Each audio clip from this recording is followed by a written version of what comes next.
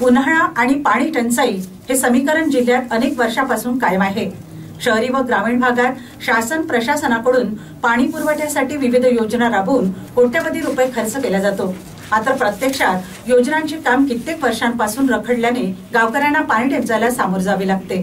प्रशासनाकडून मात्र कुठलीच दखल घेतल्या जात नाही, अशी ओरड जामडोह गावकऱ्यांनी केली आहे। यवतमाळ तालुक्यातील जामडोह गावात गेल्या 10 वर्षांपासून गावकऱ्यांना पाणी टंचाईचा सामना करावा लागतो आहे। जलजीवन मिशन अंतर्गत पाण्याच्या टाकीसाठी निधी शासनाकडून उपलब्ध झाला, मात्र टाकीचे काम रखडल्याने पाण्याची झळ गावकऱ्यांना सोसावी लागते। पिण्याचे पाणी उपलब्ध नसल्याने कोसो दूरवरून पायपीट करीत पाणी आणावे लागते। अनेक वेळा पाण्यासाठी गावकऱ्यांनी रस्त्यावर उतरून आंदोलने केली, शासन प्रशासनासोबत पत्र व्यवहारही केला, मात्र प्रशासनाने कुठलीच दखल घेतली नाही। प्रशासनाच्या अधिकाऱ्यांनी विहीर खोदकाम करण्यासाठी 10 लाख रुपये निधीची रक्कमही काढण्यात आली, मात्र विहिरीचे काम अद्यापही करण्यात आलेले नाही, असा आरोप उपसरपंच संतोष गदई यांनी केलाय। उन्हाळा आणि पाणी टंचाई हे समीकरण जिल्ह्यात अनेक वर्षापासून कायम आहे। शहरी व ग्रामीण भागात पाणी पुरवठ्यासाठी विविध योजना राबवून कोट्यवधी रुपये खर्च करण्यात आले, मात्र उन्हाळ्याची चाहूल लागताच नागरिकांना पाणी टंचाईचा सामना करावा लागतो। दरवर्षी उन्हाळा सुरू होण्यापूर्वी पाणी टंचाई कृती आराखडा तयार केला जातो। तब्बल 3 ते 4 कोटी रुपये विविध योजनांवर खर्च केले जातात। त्यानंतरही मात्र गावकऱ्यांना पिण्याचे पाणी उपलब्ध होत नाही, असा आरोप गावकऱ्यांकडून केला जात आहे। जिल्ह्यात मोठे, मध्यम आणि लघु प्रकल्प अशा 105 प्रकल्पामध्ये 51% जलसाठा असल्याचा गाजावाजा प्रशासनाकडून करण्यात येतो। त्यामुळे ग्रामीण भागातील लोकांना पाणी टंचाईची झळ पोचणार नाही, असा दावा प्रशासनाकडून कागदोपत्री केला जातो। मात्र प्रत्यक्षात अनेक गावात गावकऱ्यांना पाणी मिळत नसल्याचे वास्तव आहे। त्यामुळे गावकऱ्यांना पाणी टंचाईचा सामना करावा लागतो आहे। म्हाताऱ्या माणसानं पाणी भरावं का, पाण्याने चालणं नाही होत, काही नाही होत, पाणीच नाही भेटत आम्हाला, काय करावं। याच्यावर आहे तिथं भीड पडते, गुंड फेकून देते लोक, तरी पाणी भरायला लागतं मजुरीने, शिवा खाऊन सऱ्यांनी। लोकांची इकडचे नळ आहे, आम्हाला पाणी भरू देत नाही।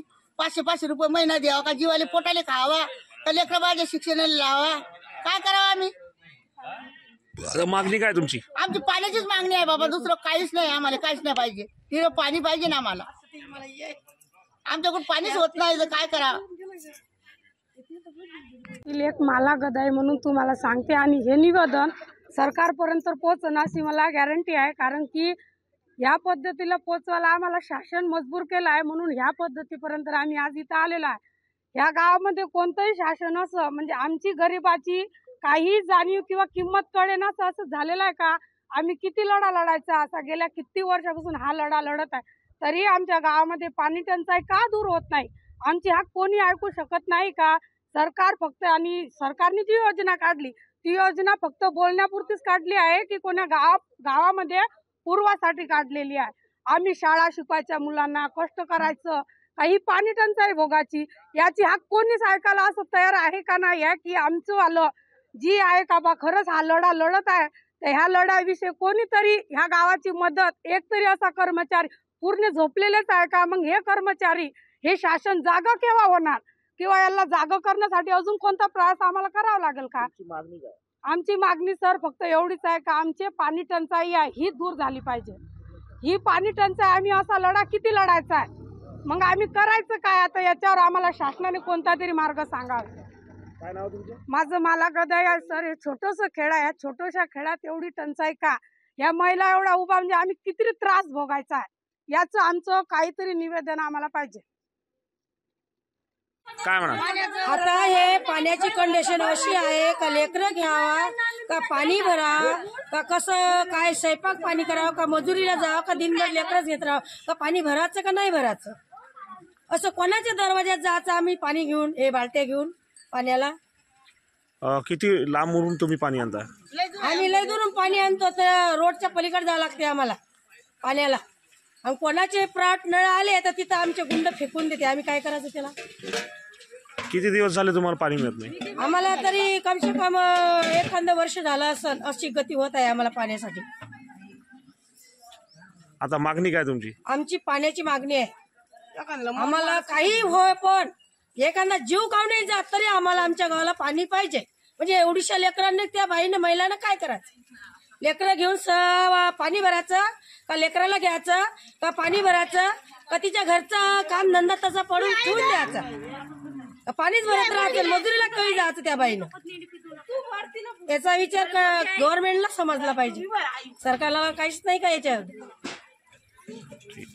माझी जामडो गावाकरिता अनेक वर्षापासून मागणी आहे आणि ही मागणी मी सर्व गावाला आणि गावातल्या लोकांना घेऊन सुद्धा मी जिल्हा परिषदवर धडक मोर्चा काढला होता. गुंडाचं तोरण सुद्धा बांधलं होतं. उपसरपंच या नात्यानं माझी भूमिका आहे, माझ्या गावात जर पाणी मिळत नसेल तर मी शांत बसायला नाही पाहिजे. आणि असं करताना सुद्धा मला अधिकाऱ्यांनी टाईम दिला होता, 20 तारखेला येईन, 20 तारखेपर्यंत तुमचं काम करल. ह्या जल जीवन मिशन अंतर्गत विहीर झालेली आहे, त्याचे 10 लाख रुपये काढले आणि खड्डा थोडासा खादला, त्यात 10 लाख रुपये काढले. किती मोठा भ्रष्टाचार आहे. अधिकारी, मला वाटते अधिकाऱ्याचा सुद्धा याच्यामध्ये हात असला पाहिजे. शासन झोपा काढत आहे का जामडोमध्ये थेंबर पाणी नाही. इथचे लोक मोलमजुरी करतात, मोलमजुरी करावं का यांनी पाणी भरावं. मी स्वतः जीवाचं रान करत आहे या लोकांसाठी, पण मला यश येत नाही. शासनाला दिसत नाही का? शासनाला डोळे भोकणे आहे का हो? पाणी टंचाई ह्या वर्षी आमच्या पुराणी विहीर खराब झालेली आहे आणि त्यामुळे दूषित पाणी झालं. लोक ते पाणी पिऊ शकत नाही. मी शासनाला कळवत आहे की जो विहीर खाली 10 लाख रुपये काढले त्याला भरपूर पाणी लागले, त्याच्यावर तुम्ही लक्ष का घालत नाही. आणि एवढं बोलत असताना सुद्धा शासन आणि कर्मचारी सुद्धा लक्ष देत नाही, ठेकेदारांचं पाठबळ करतात. हे आता बरसातीपासून आहे. बरसातीमध्ये पाणी असते बाहेर वापरायला आहे. विहिरीला पूर गेल्यामुळे खराब झाले, ते पाणी पिता येत नाही. आता उन्हाळ्यात ते सुद्धा पाणी आटलेलं आहे, गावात पाणी नाही आहे. मी शासनाला शिवोला सुद्धा भेटलं, शिवोला भेटून सुद्धा शिव सुद्धा याची दखल घेत नाही आहे. मला आश्चर्य वाटते. एक गावाचा उपसरपंच म्हणून जर माझी भूमिका ऐकत नसन तर या पदाला काय करायचं? हे पद कशासाठी ठेवलेलं आहे? माझी मागणी एकच आहे, माझ्या गावात शेतमजूर आहे, मजुरी वर्ग आहे आणि मला वाटते माझ्या गावात पाणी नाही आहे.